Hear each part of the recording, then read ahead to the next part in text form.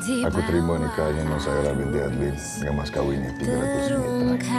Semua episode cinta semalam.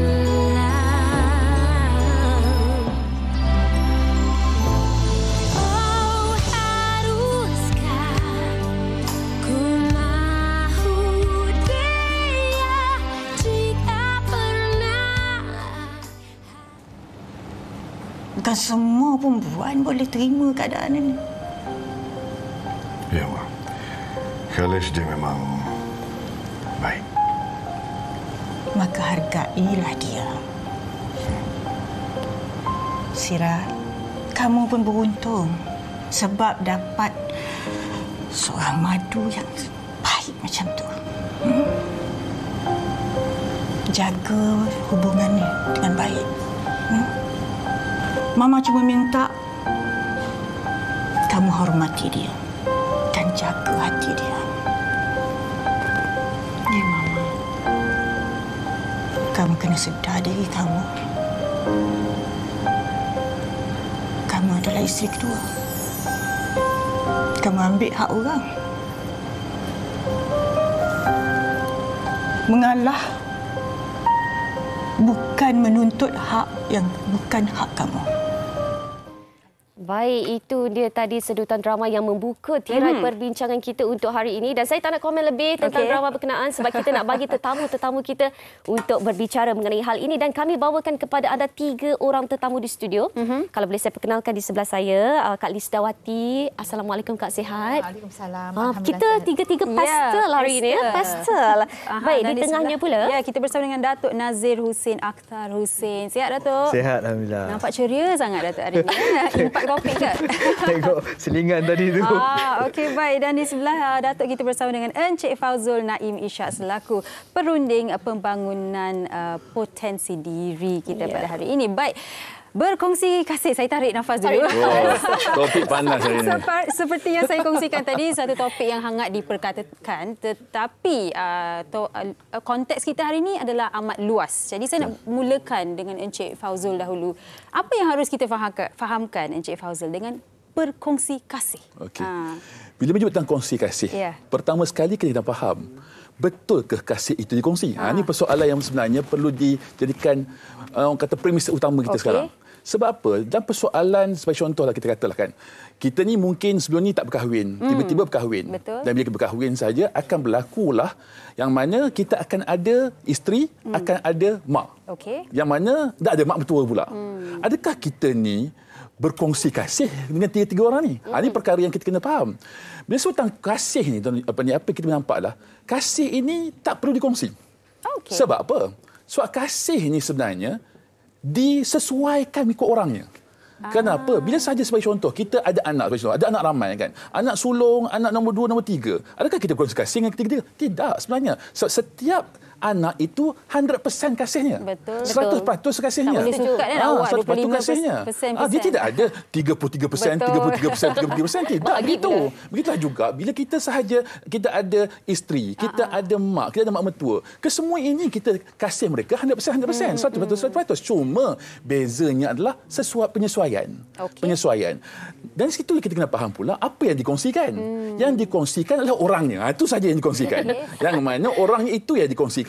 Bukan kasih orang tu.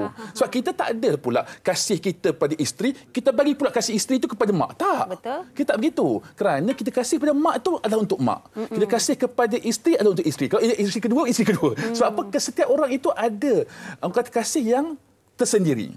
Sebab itulah hal ni, perkara yang penting adalah kita kena faham dulu. So, bila sebut perkara ini, apa sebenarnya dikongsikan dan apa perkara dan peranan yang perlu dibuat bagi orang yang dikatakan sebagai berkongsi itu. Kerana dalam hal ini, perkara yang paling penting adalah kefahaman. Itu yang penting. Sebab apa? Kalau kita tak faham, itu yang menyebabkan kadang-kadang ada persepsi. Ialah sebagai contoh kan, seorang ibu, tiba-tiba anak dia berkahwin dengan isteri dia.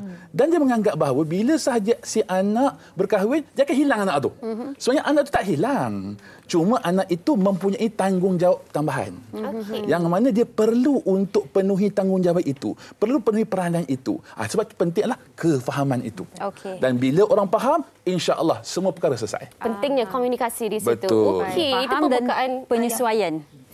Okey, itu pembukaan daripada coach sendiri. Kita nak tanya, tadi saya sempat bersembang-sembang dengan Kak Lista. Kita nak bertanya pula kepada figura seorang ibu. Seorang ibu penyayang dan lembut. Betul, lembut sangat orangnya. Okey, Kak Lista, di awal perkahwinan, tadi kita ada sedikit sentuh. Di awal perkahwinan, Kak Lista dapat berkahwin dengan Abang Fauzi.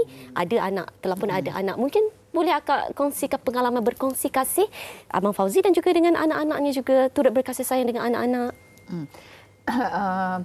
Bila saya buat keputusan untuk setuju berkahwin dengan dia, maksudnya saya dah bersedia dari segi mental untuk menerima keadaan itu. Maknanya saya tak nak ada masalah berbangkit selepas kahwin. Maksudnya saya dah tahu, okey, ada anak 4, diorang akan membesar, saya akan ada anak insya-Allah. Kemudian macam mana saya nak grow bersama. Jadi benda tu saya dah fikirkan. Jadi tak ada masalah lah.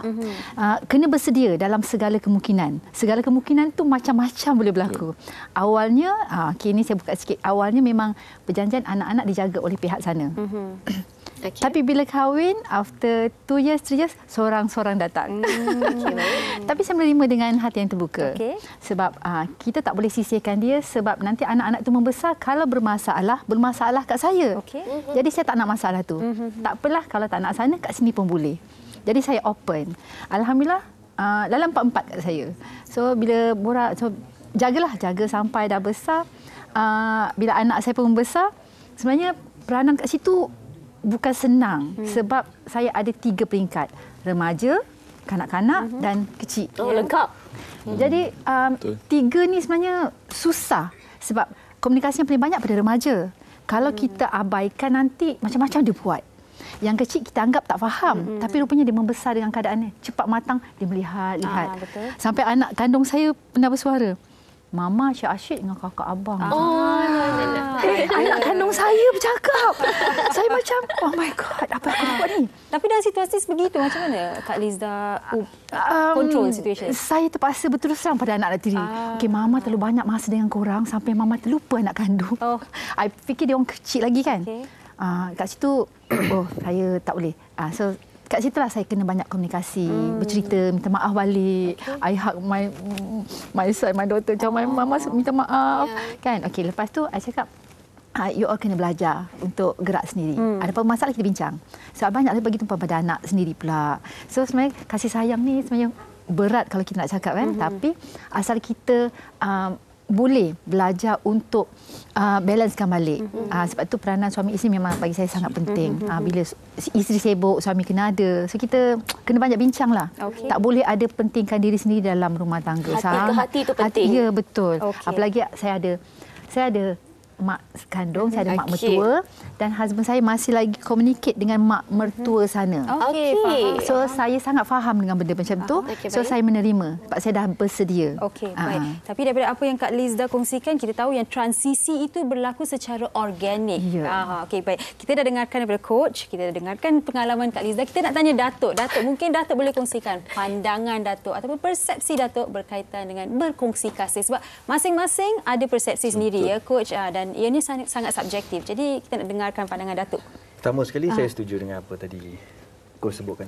Kita tidak berkongsi kasih. Kita ni dalam kehidupan yang Allah bagi kita ni, kita ada mak dalam keadaan posisi saya cakap sudut saya. Saya ni seorang anak, seorang bapa dan juga seorang suami. Dan juga kita ni ada juga keluarga lain yang hidup sekali dengan kita. Anak buah apa semua yang duduk sekali, ramai-ramai. Jadi pertama sekali manusia ni hidup dengan kasih sayang. Apa yang saya nak sebut tadi sama seperti yang Ko sebut tadi, kita tak berkongsi dengan sesiapa.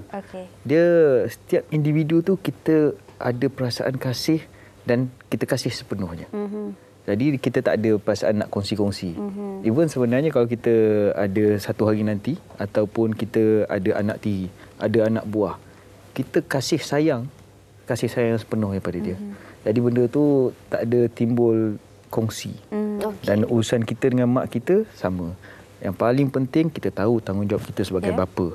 Kita tahu tanggungjawab kita sebagai anak, sebagai adik, sebagai suami.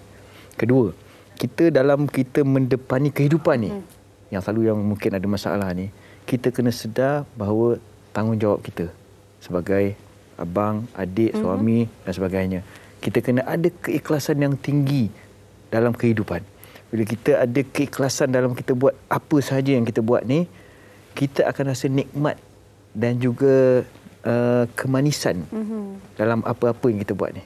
Bila kita terlalu seronok, kita happy, kita boleh dapat berkongsi, kasih sayang kita dapat dirasai orang sekeliling kita. Bila kita ikhlas. Jadi tak timbul isu. Contohnya, saya duduk sekali dengan abang, adik, semua sekali ramai. Family besar dalam satu kawasan yang besar. Jadi, kita dengan kakak ipar, adik ipar, isteri kita dengan kakak ipar, isteri kita dengan adik ipar. Bila kita ni selalu pupuk satu kefahaman tinggi tentang keikhlasan. Kita nak membina satu keluarga ni, kita amalkan bertahun. Kita nak menghancurkan dalam masa sekelip mata. Jadi kita nak dapatkan rahmat Allah tu, kita nak hidup bersekali, nak berseronok sekali, nak bercuti sekali, nak berjalan sekali, kita nak jemaah sekali kat rumah. Jadi kita kena ada keikhlasan. Pupuk nilai keikhlasan tu dalam diri. Dan satu perkara lagi yang selain daripada keikhlasan, kita kena manage expectations.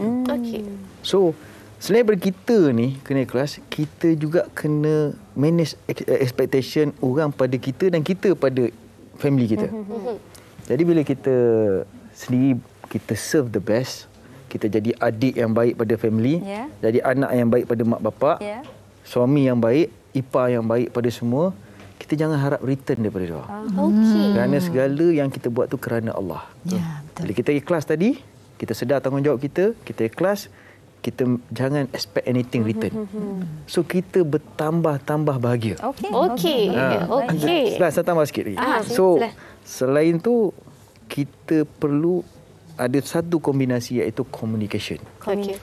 So walaupun kita baik, walau kita buat yang terbaik, tapi kalau communication kita fail, benda ni masalah.